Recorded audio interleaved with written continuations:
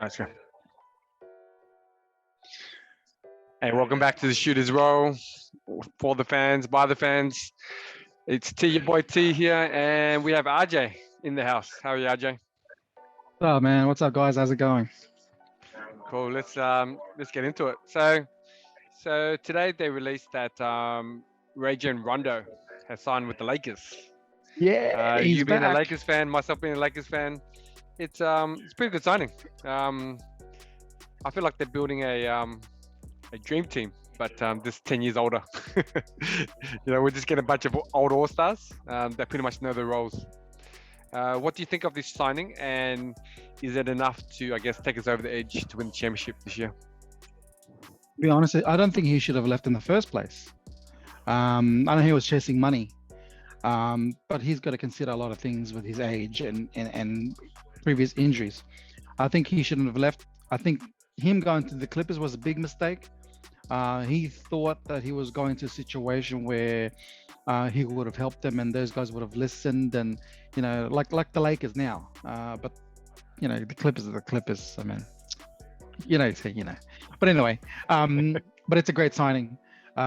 Look at their team now. I mean, frig, dude, like what a lineup. I know they're all older. Average age is about 35, if I'm not mistaken.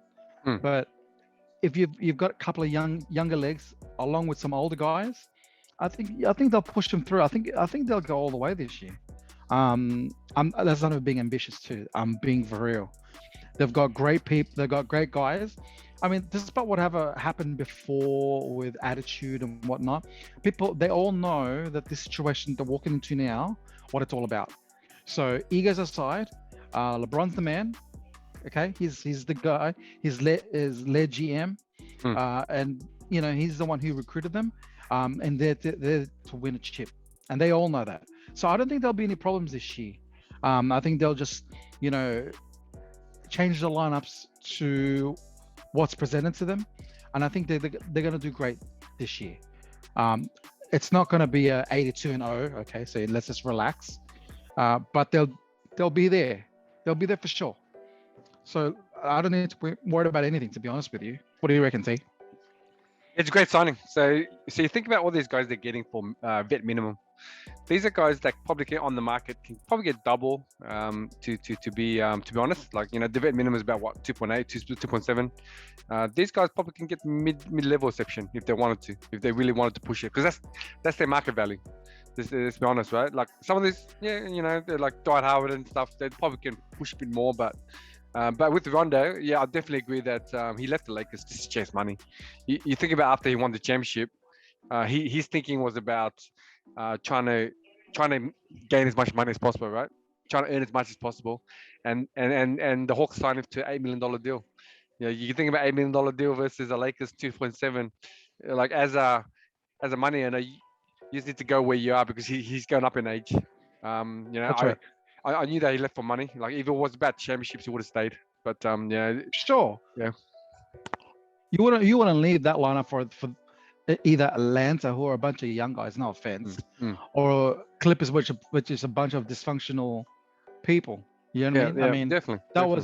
That was so bad. I mean, I think he can talk when he retires of the comparisons versus the Lakers team versus the Clippers team. Yeah, definitely. It's one of those things that you don't want to burn your bridges because you might play for them again. So, it's all about earning the dollars. So went to the Hawks just for the money. That's right. And like he can't really add any value to those young guys. Like his game is not about being flashy, being a scorer. Like he just understands the game. His IQ. He's a player that has to play. Like his action means everything. You see him doing on court. Some players like Steve Kerr, like all these coaches, they're really good in terms of understanding a player and nurturing him. But he's not that type of player. Rondo has to be on court. He has to be on court with superstars to understand the game. So with the Clippers, the issue with the Clippers was their offense is pretty much mayhem. They just give it to their the two main guys and they create. And then if they haven't got a shot, they pass it off. So with Rondo on that lineup, it just didn't work. Like because they didn't have cohesion. And then when you get back to the Lakers, chemistry is no good. Exactly. Chemistry is no good. And you get back to the Lakers, right? although they got all these stars, the main thing is defense, right? They focus on defense and they focus on ball movement and good shot. This is what you want to play with in terms of basketball as That's a right. player, right? And unless you're the superstar and you get 50 shots a game, then you go Clippers, then you go to the Hawks. But in terms of Rondo's game is maximized by the fact that he has the ball in his hands and he moves the ball like we saw in the bubble where he's shooting 3-pointers and it wasn't he wanted to shoot it or he needed to shoot it. It was just the flow of the offense. So there's a flow of the offense, off the flow of the game. I agree with that. Yeah, the flow of the game, right? So now he's back with the Lakers. I think there's some cohesion there. They're bringing back a lot of their plays from the bubble. So Dwight Howard and they get Rondo. But these are the key guys that actually made it work. So That's right. That's right. Yeah, and especially with older guys too. When they get older and they're sitting at bench roll, some people can't do it. So some people can't do it. Like they have that pride. Like they go, I'm still a star. But the Lakers are basically the Lakers are putting it out there. If you want to join us, you're joining minimum, and then you also just have to fall in line. And we're seeing in the last 2 years where it's worked. People fall in line, and they make it work. Maybe not last year because they had a couple of like younger guys that had more upside, but that didn't work out too because they're trying to prove themselves, right? Yeah, Kuzma, and you got Moncho Harrell. These guys are trying to work for contracts. So in terms of the 1-year deal, getting all these stars, yesterday's stars, onto the team, it works. But it's just 1 year. So then next year you can probably can shift them all out and change it with other guys. But it's a genius move. Pity for Isaiah Thomas because there's rumor that they wanted to sign him before Rondo came available. But I think Rondo is a better match than Isaiah. Absolutely. You don't really need another scorer or a guy who's a volume shooter. You need a guy that's a team player that can coordinate plays. But if you look at their lineup, man, wow, dude! Like this is probably the best team that has the first tier and second tier lineup as like really, really good. Yeah, because if you think about it. I haven't seen a team where you got Russell Westbrook as a starting point guard, and then you got Rajon Rondo as a backup, and then you got the young guys whoever they're gonna play point guard. But then you always got someone that can distribute on the court at all times, which is crazy. If you look at any team, we have in terms of like salary, right? You usually put your money into your starting lineup, and then on the bench, you as a coaches. His theory or the way he wants to the coach, you disperse the money where you want. Usually he's the scorer off the bench. And to have Rondo as a luxury, right? You think about if Russell gets injured, Rondo can just slide into the starting position and there's no great issue. Backup. Yep. No issue. That's right. That's right. Sure, it's probably not as explosive, doesn't score as much, but then he's got to create more opportunities. Yeah, he's got to create more opportunities for veteran leadership. That's right. You think about the guy that's going to benefit the most out of Rondo is AD and Howard. But those guys, absolutely, lob city is lob city, right? That's right. Yeah, and Rondo's willing to pass, and then when someone's passing, and then you got also your key player, as in LeBron doing the same. Like it just catches on. Everyone wants to pass. Everyone wants to pass. Everyone involved. And that's right. And my last point was these two guys on the bench will cheer hard for you, even if they don't get to play. Oh yeah. Yeah. Oh yeah. They understand that. Yep.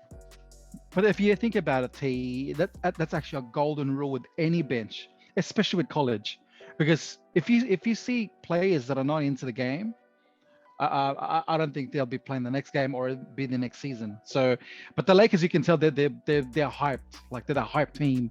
They want to be there. There's a reason to be there. But yeah, totally get it, man. Like you need guys who are like great cheerleaders, but they're great teammates at the same time. Yep.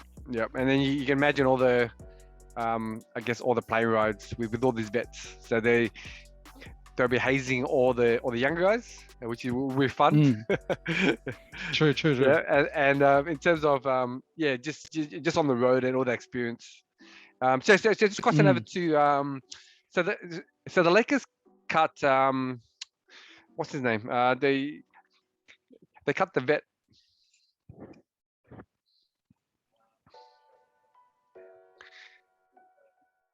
Yeah, so what I was mentioning was Jared Dudley. So they cut him, and then he's picked up a role to coach for the Mavericks. But he Mm. wasn't too happy about being cut. Like he's saying that the Lakers are prioritizing youth over, I guess, youth over experience. But if you look at the Lakers roster this year, it's a totally different team. Like we have the highest average of older players.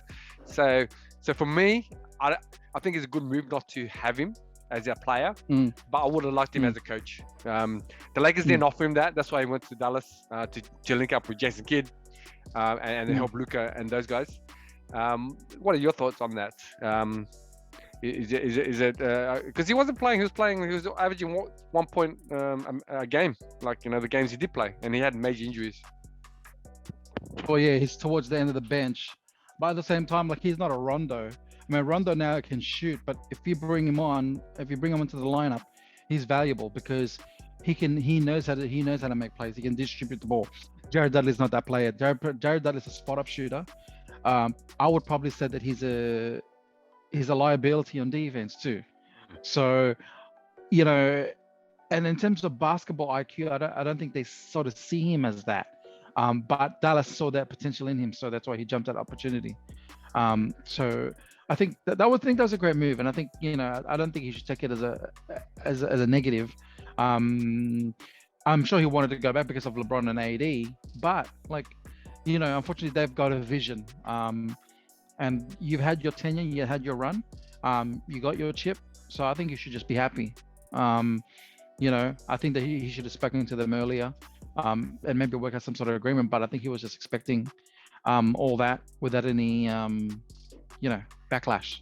But it is what it is. I mean, come on. What do you reckon? It's basically NBA and high stakes.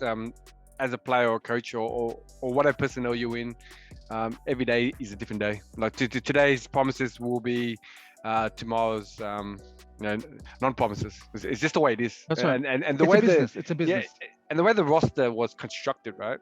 It's constructed to a point where, like they had all the experience, so he doesn't have a role anymore. Like I'd rather give up his role for someone younger that can play, right? So let's talk about the Lakers, right? The Lakers.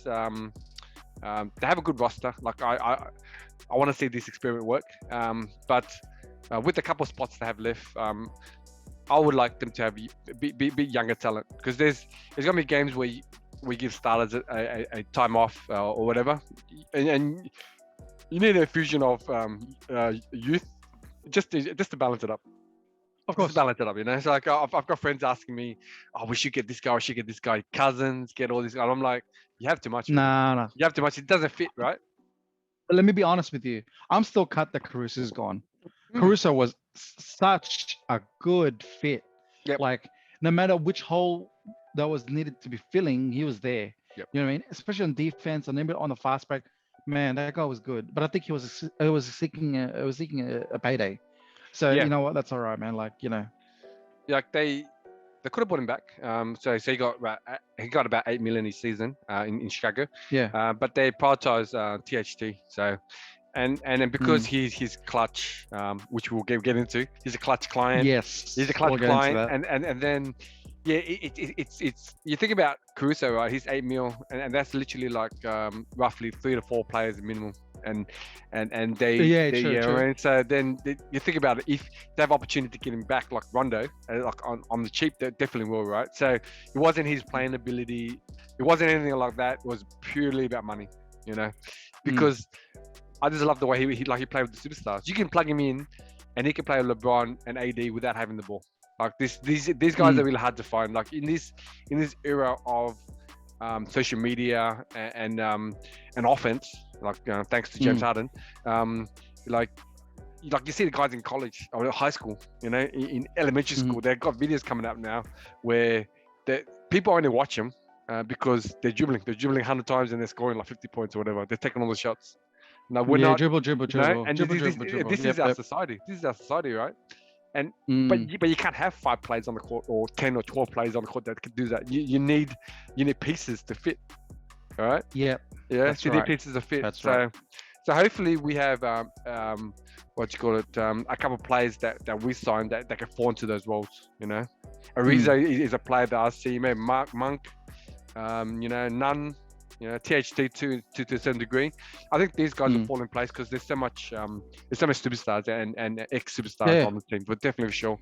But yeah, he's one guy that I wish the Lakers signed. But there's reasons why that, and a big reason why is because Luol Deng is still being paid $5 million a year. Luol Deng, he's killing the Lakers. He's killing the Lakers. We've got one more season of his $5 million, and then it's free. You know, I don't understand why the NBA just paid him out. I don't understand why. But that's the thing, right? They paid him out, but then they extended him. So then he's getting $5 million every year for I think like 4 or 5 years. So this year's the last year, and the Lakers also went to the NBA and asked him for the exemption, saying that, you know, he's finished. We paid him out, you know, but the Lakers, so the NBA wouldn't allow it.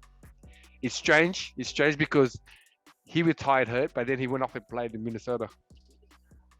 True. So it's really strange, but you know, it is what it is.